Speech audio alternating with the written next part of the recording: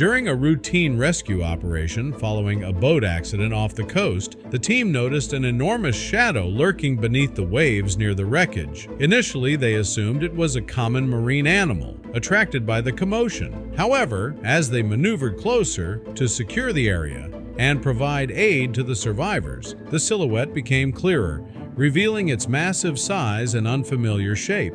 But before we start, smash the like button and make sure to subscribe if you haven't, and hit that notification bell so that you won't miss any new stories.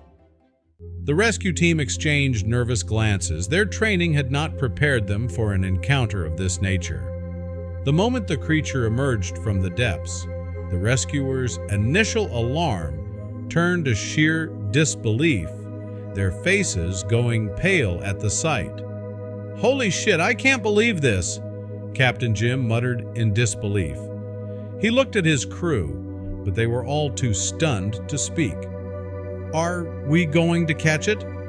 one of the men asked, a little unsure. "We're going to need another rescue team," Captain Jim said through the radio. Suddenly, a loud scream was heard from one of the other rescue teams, and they saw a boat flipping over. "Quick! Get those men out of the water," Captain Jim ordered as he steered his boat toward them. "Hunter, here!" he yelled as he threw 3 heating blankets at him. The men were saved, but the creature totally destroyed their boat. All of the rescue workers got the hell out of there after saving the people from the boat accident, hoping no more people would get hurt. As they sailed away, no one took their eyes off the creature, who dove down into the depths again. Back at shore, everyone spoke of the unbelievable thing they had seen. Everyone knew this was a once-in-a-lifetime experience, but for Captain Jim, it was something way more. Back then, no one had believed their story. Some people even began to make fun of his family for being attention seekers. He had vowed to find the creature again and prove his family right. And now, after all those years, he finally got the chance to do so. He had no idea what it was yet, but he wasn't scared to find out. As a professional rescue worker, Captain Jim had his fair share of diving experience. It was far from enough to dive into the depths of the creature, but with today's technology, it was now or never. He couldn't do this on his own, though. He needed a team of divers and at least one submarine that could house them all. "I can't believe that creature destroyed my yacht like that," someone suddenly said, waking Captain Jim from his thoughts. It was the owner he had saved from the boat accident. Captain Jim shook the man's hand, and before he knew it, the man had invited him to his house for a drink. "It's the least I can do for the man that saved my life." Like a miracle, the man in question was actually the owner of a big diving company, and so happened to be very interested in finding the creature that had destroyed his yacht. After one drink, Jim's plan started to take form. All he had to do now was find himself a team of men who weren't scared of the ocean's depths. Within a week, everything was set in place for the big operation. Jim had a team of 4 men, including the captain, who came with the submarine. Dean, Francis, and Connor had all been present at the rescue mission, so they knew what they were going after. The submarine's captain, Houston, however, had no idea what the creature looked like. As the submarine sunk into the water, the men tried to explain what they had seen that faithful day. But as Jim had expected, Houston didn't believe a single word they said. During the first few days, spirits were high. Captain Houston had them running drills, but there was still plenty of downtime. But as days passed without a sign of the creature, the cramped space got to everyone. After a week, the mood shifted when the sonar picked up a large object moving towards them. Everyone rushed to their stations, hearts racing with anticipation. As they neared, Jim's excitement turned to dismay. The creature was big, all right, but nothing compared to the Leviathan they had encountered. This one was just a large whale minding its own business. The team's hopes deflated like a punctured balloon. They had come all this way for a whale, not the monster of the deep they were hunting. Patience was running thin, especially for Houston, who now openly questioned the mission's viability. "We should head back," he suggested, looking at the weary faces around him. "We've been chasing shadows." Jim wasn't about to give up, not when he was this close. For him, this hunt was more than just about proving a point. It was for his family, for the years of mockery they endured. He rallied the crew, reminding them of the importance of their mission. "We're here to make history," he said, his determination infectious. The crew felt it, a renewed sense of purpose lighting their faces. Even as they pushed forward, Jim pondered what would come next. Catching a glimpse of the creature was one thing, but what then? The calm of their mission was shattered by the sudden blare of an alarm. Panic swept through the submarine as the crew scrambled to check the systems. "What's happening?" was the question bouncing off the walls. It took them a moment, but they found the culprit. The oxygen levels were dropping dangerously low. The realization hit them hard. They needed to act fast if they were to survive. Houston took control, his voice cutting through the chaos. "We need to surface now," he declared. The idea of aborting their mission, even temporarily, was a tough pill to swallow. But Houston was right. They needed air. Jim backed him up, knowing well that their lives took precedence. "Do it," he ordered, the weight of leadership heavy on his shoulders. The submarine began its ascent, every second crucial. As the submarine made its way back to the surface, Jim couldn't help but feel frustrated. This was a step back, but a necessary one. Jim's resolve was unshaken, his mind already planning their next move. The moment they opened the hatch, a wave of sunlight hit them. For the first time in weeks, they felt the warm embrace of the sun, filling them with a mix of relief and joy. An hour later, they were ready. The submarine, now filled with fresh air and renewed spirits, began its descent back into the depths. The crew moved with a sense of purpose, checking every system and securing their gear. With a final check from Houston, they were once again submerged, the ocean's darkness enveloping them. As they dove deeper, Houston started making odd noises, his brow furrowed in confusion. He seemed to be struggling with whether to share his concerns. "What's that?" Connor suddenly exclaimed, pointing to the sonar. A large blip, unlike anything they had seen before, was making its way towards them. The crew gathered around, eyes wide with anticipation. Houston's calm amidst the crew's curiosity finally broke. He admitted he'd been hesitant to share his suspicions without certainty. "What we're looking at," he announced as the object came into full view, "is an old military submarine wreckage." His knowledge of its origins, known for durability, only added layers to the mystery. The crew leaned in, eager to understand how such a robust vessel ended up in ruins on the ocean floor. Hovering over the wreckage, the damage was unmistakable. It was clear this wasn't a case of natural sinking. Large dents and tears in the hull suggested a violent end. The crew, silent, took in the sight, each imagining the scenario that led to this fate. Jim and Francis didn't waste a moment. Suited up, they plunged into the dark waters, the beam from their lights slicing through the murky depths.